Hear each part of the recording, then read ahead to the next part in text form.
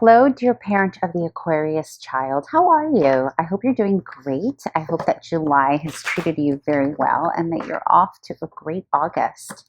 This is the August 2021 reading for your Aquarius child. And I'm here to hopefully help you navigate this month with your little one. And just to let you know, you are all welcome here, regardless of the age of your little ones. Some of you are here for itty-bitty ones. Others of you are here for teenagers. And others of you are here for everything in between. And don't think I don't know, but I do know that some of you come here for adults as well. In any case, you're all welcome. And also, please remember to adjust and apply gender, however best it resonates for you and your household and your little one. Let's get started. Let's see what's going on with little Aqua here in August. Dear Spirit, what do we need to know about the energy of Aqua? Luminary has been popping up a lot this month.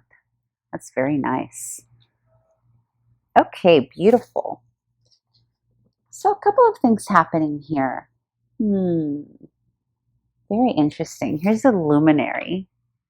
And I just love the luminary. The luminary is actually very specific and special to this particular deck.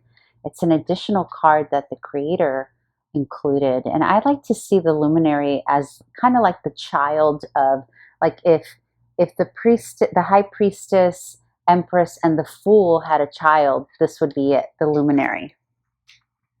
And the reason I say that is because it's very expansive. It's very spiritual in nature. And I don't mean spiritual in a religious, dogmatic kind of way, just in our truest essence as human beings, as spiritual beings, I should say. So there's an indication here that your little Aquarius is maybe beyond their years here and a bit more elevated than potentially the kiddos around them, right? Because here we have the Five of Swords, which is a little bit of conflict with others, and sometimes the conflict is about the way we speak and the things we say and the way we intellectually understand things, right? So there's a feeling here that your little Aqua maybe is having some conflict with the kiddos around him or her because there's a different level of understanding, potentially in the way that they communicate. And then you have the King of Cups, which is really ultimately where your little one is headed. This is the energy of your little one, which is all about love, abundance, creating, maybe even way ahead of their time here, right? Because the king is a high level, right? King is like the master of all things creative, all things love and leadership. So part of this conflict that your little one is having could be due to a sense of leadership that the other kiddos just don't have. And so it is maybe creating a bit of a gap or a big bit of distance between other kiddos. But it doesn't feel like heavy energy. It just feels like something your little one is learning to navigate through and master. And there is a level of mastership here. So even though your little one might be maybe a little hurt by the difference, or maybe that other kiddos don't understand him or her, and they may temporarily feel this, but at the end of it, they're really the King of Cups. So it's kind of, so if you do sense that your little one's maybe hurt or maybe comes into some disagreement with his or her peers, just know that a lot of that is happening because they are just kind of on a different level. And they're moving away from it though. And they seem to be just perfectly fine on their own here, doing their own thing, loving life, loving just the ambiance and energy in general. So feels good. Let's move on and see what a potential conflict or challenge can be here in the month of August for little Aquarius. Let's see, dear Spirit, what's going on with little Aquarius in terms of a challenge here in August.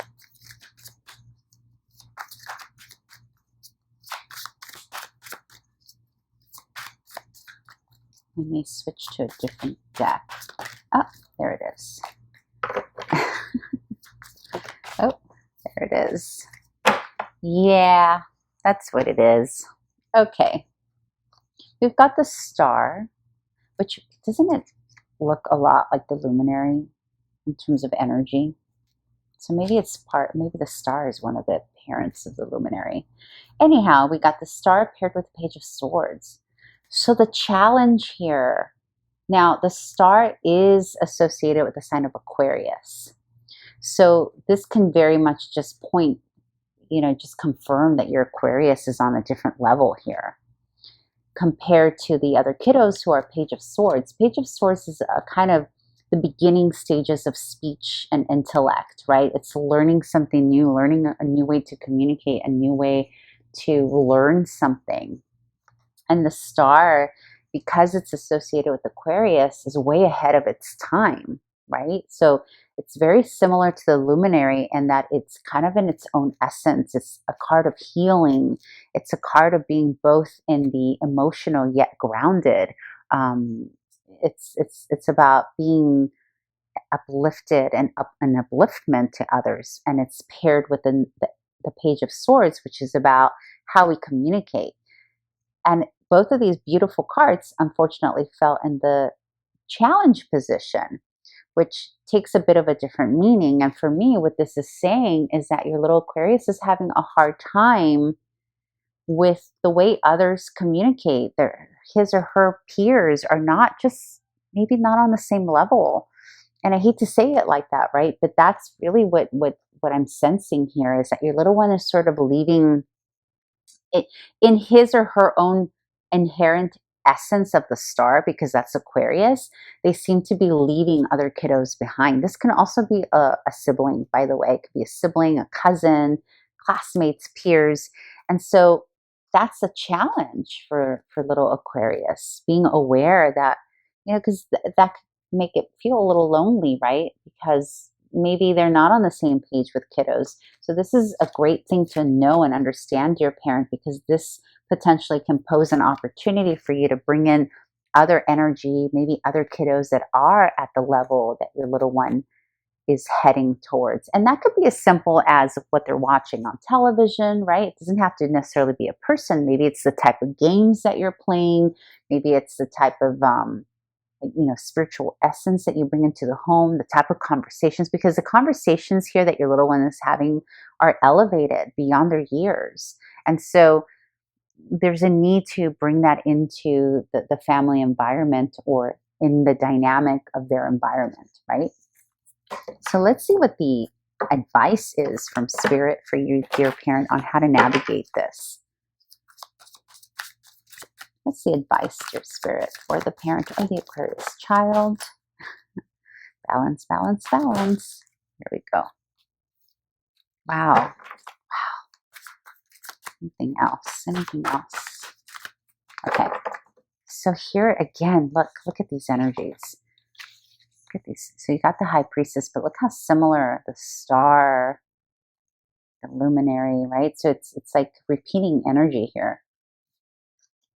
And the High Priestess is about allowing somebody, and the way it came up in the position of advice for you, dear parent, is about allowing your little one to access this otherworldly part of themselves, right? Because the High Priestess, also known to be associated with the sign of Pisces, that may or may not mean something to you. But the High Priestess is about otherworldly thinking. It's about creating worlds, writing, creating little stories, like creating fantastical alignment, basically also ahead of your time here, right? But it's about going inward and creating. So maybe you have a little one that's gotten very creative. Literally, this is the story creator, like the storyteller. And here, there's a need to balance that. So you're being asked to not only encourage this otherworldly environment, the star, the luminary, this energy that your little one needs access to, but it's also about teaching your little one how to balance that, right? With the tangibilities, with the things of the 3D. Because your little one may be so elevated in their own world that it's almost like you may notice that maybe they're not fully interacting in the 3D with day-to-day worldly stuff because they're kind of somewhere else. They're in another beautiful world that they're creating on their mind. Maybe it's the way they're playing. Maybe they're leaving this could be as simple as a 2-year-old playing in such a way that's so elevated that there are other little 2, 3, 4-year-olds that can't keep up with them, right? Because it's beautiful. Like they're really dreaming up a different world. So in terms of advice, parents, you're being asked here to teach them how to balance this, not to lose this, but rather how can they balance this out of worldly experience or creator experience with the tangibles, the requirements of day to day, the earth, the ground, like the tangible 3D. Like, how can we balance this otherworldly by, still hanging out with friends and doing chores and hanging out with siblings and doing the other day to day mundane things that are required. So that's really all it is. It's about being an ally to your little one in their otherworldliness while teaching them how to balance that, not for them to discard that, not for them to walk away from that, but how can they ground that in the 3D? Like, how can they, like, bringing access? And that's going to play out differently, right? Depending on what it is your child is actually going through. And you're going to make that decision for yourselves, obviously. But okay, so I hope this was helpful. And yeah, I hope you come back next month. And if you haven't already done so, please subscribe to my channel. I would greatly appreciate it. And have a great rest of August. Bye.